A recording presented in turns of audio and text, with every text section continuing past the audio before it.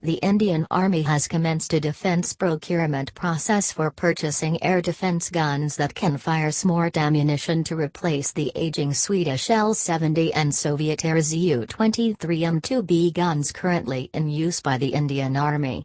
The air defense guns will be deployed for providing terminal air defense to critical and vulnerable points in mountainous terrain and desert areas.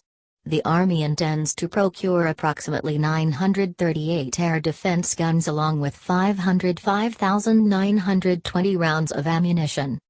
The guns should have the capability to engage fighter aircraft, transport aircraft, helicopters, including hovering helicopters, remotely piloted aircraft or drones, cruise missiles, PGMs, ram, rocket, artillery, and mortar, microlight aircraft, paramotors, paragliders, and aero-models.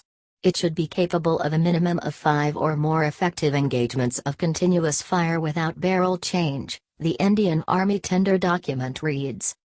The Indian Army wants guns with an effective range of 4,000 meters or more against aerial targets.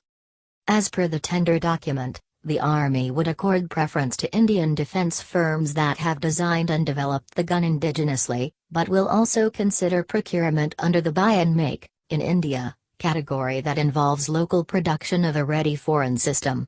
Companies likely to line up for the tendering process include India's Larsen & Toubro, Tata, Kalyani Defence, Punj Lloyd, and Mahindra Defence. Earlier, the Indian Army attempted to purchase air defense guns twice, once in 2010 and then again in 2014. The exercise did not fructify. Earlier this year in July, the Indian Defence Ministry approved $2.4 billion for the purchase of 428 air defence guns for the Indian Army to replace obsolete guns from the 1970s. The earlier procurement efforts failed, as no participating tenderers at that time had the capabilities to meet the required criteria laid down by the Indian Army.